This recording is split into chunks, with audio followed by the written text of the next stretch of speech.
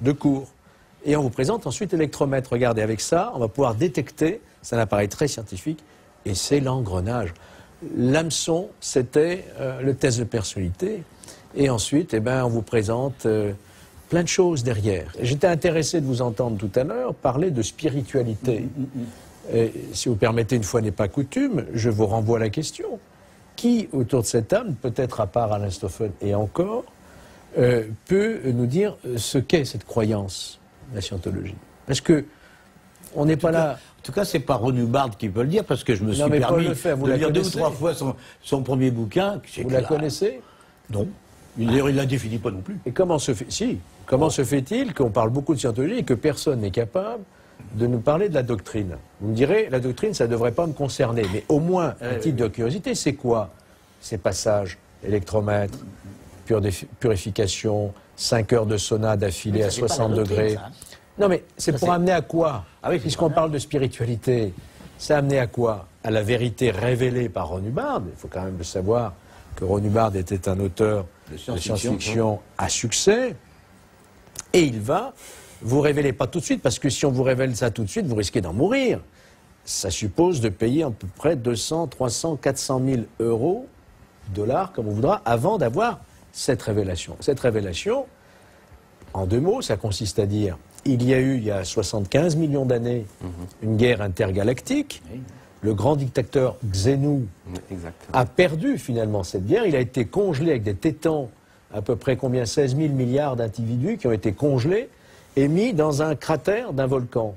Et lui, grâce à sa technique électromètre, etc., il va libérer le tétan. Vous êtes un tétan, vous allez vous libérer de ce tétan de façon à savoir qui vous êtes et avoir cette capacité mentale, c'est la dianétique, d'agir sur votre corps. Et vous devenez un surhomme. C'est cette recherche de surhomme originale, finalement, de cette guerre intergalactique qui a eu lieu il y a 75 millions d'années. Voilà la spiritualité et la doctrine. Si on n'est pas dans la science-fiction... Mais ça coûte 300 000 euros pour le savoir. Eh oui. C'est ça le problème. Vous êtes resté combien de temps, Alain Stoffen? 15 ans. 15 ans. Et qu'est-ce qui a fait que vous êtes sorti? Je crois que c'était en 2001. Quel a été le détonateur? Oh, ça a été complètement le fruit du hasard, parce qu'un jour, suite à une erreur en interne, j'ai eu accès au contenu d'un dossier auquel j'aurais jamais dû avoir accès, qui s'appelle mon dossier d'éthique. Donc c'était votre dossier d'éthique? D'éthique, oui. D'accord. C'est-à-dire que l'organisation a, et ça on le sait, en tant que membre on le sait, que la scientologie donc détient des dossiers nous concernant, dans lesquels, donc c'est ce que moi je pensais, et c'est d'ailleurs ce qu'ils nous disent, donc en fait, ils gardent toutes les notes concernant notre progression spirituelle. Qui vous invite à vous confesser régulièrement, on peut lire dans votre bouquin. Quand on fait un travail sur soi-même, on le fait par écrit. Quand il y a des entretiens avec donc un praticien, tout est mis par écrit et classé donc dans ce dossier-là. Donc moi, je pensais qu'il y avait en fait les comptes rendus du travail qui étaient là-dedans.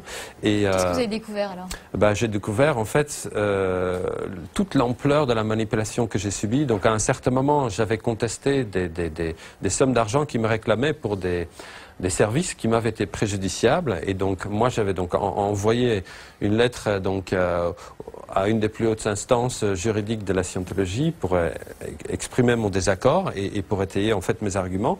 Moi, je pensais que comme je pensais qu'ils avaient un système juridique, enfin c'est ce qu'ils disaient, donc qui était tout à fait équitable. Moi, je pensais que les gens ils allaient dire ok, c'est vrai qu'on a fait une erreur. Donc excusez-nous, on annule cette dette. En fait, ce qui s'est passé, c'est qu'il y a un telex qui est arrivé, dans lequel, donc en réponse à mon courrier, et ce telex, je l'ai trouvé parmi des dizaines, voire des centaines d'autres pièces, c'est un telex qui ordonnait donc une séquestration, donc je devais être confiné dans une pièce, soumis à un chantage abject, et pour me soutirer de l'argent. Vous avez porté plainte. Est-ce que l'Église, comment a réagi l'Église de Scientologie? Suite à ma plainte, vous savez, donc la scientologie, donc elle est très procédurière et elle a une force de frappe assez redoutable parce qu'elle a des sommes énormes. Et donc c'est vrai que moi j'ai fait l'objet de plusieurs plaintes et de plusieurs procédures qu'ils ont lancées contre moi. Après forcément, donc il y a eu des coups de fil malveillants et puis il y a toutes les manœuvres d'intimidation classiques qu'on peut subir à ce moment-là, quoi. Georges Fenech, vous reconnaissez les méthodes de l'Église de Scientologie? Dans ce que décrit Alain Stoffen? Moi, je ne dis pas église scientologie. L'organisation. Église, parce que la confusion, elle vient de là, quoi. Bien sûr. C'est une loi de 1901, c'est une association. C'est pas une église au sens de la congrégation, si vous voulez. Maintenant, bon, ils sont libres de croire à ce qu'ils veulent, encore une fois. Moi, je préfère parler d'organisation de la scientologie. Les méthodes, on les connaît. Elles sont pas vieilles comme le monde, mais vieilles comme Ron Hubbard, qui les a inventées. Il suffit d'aller voir ses écrits. Ceux qui sont considérés comme des dangers pour cette organisation, eh ben on va développer tout un programme. Un programme qu'on appelle dans la scientologie la propagande noire. Et ils sont passés maîtres, effectivement, dans le discrédit vis-à-vis de ceux qu'ils considèrent, j'emploie leur langage, parce qu'ils ont un langage, des suppressifs. Et vous avez des classements de personnes qui sont, en fonction de leur dangerosité par rapport à l'organisation, vous avez des classements et on va utiliser des méthodes. Voilà. Donc, on est face à une organisation qui n'est pas... ne sont pas des anges. Vous êtes sorti il y a 8 ans de cette organisation, de la scientologie. Qu'est-ce qui vous marque encore aujourd'hui? Qu'est-ce qui vous reste de ce passage?